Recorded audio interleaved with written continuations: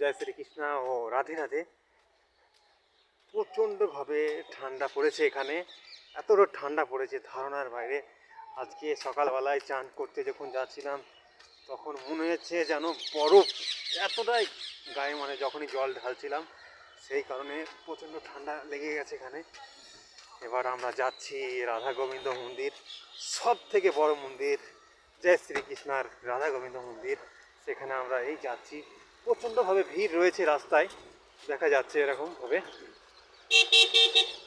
বাবা রে, খুবই ভিড়, এত ভিড় ধারণার বাইরে।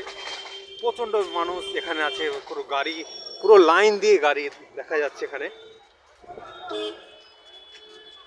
দেখে নাও তোমরা সেটা।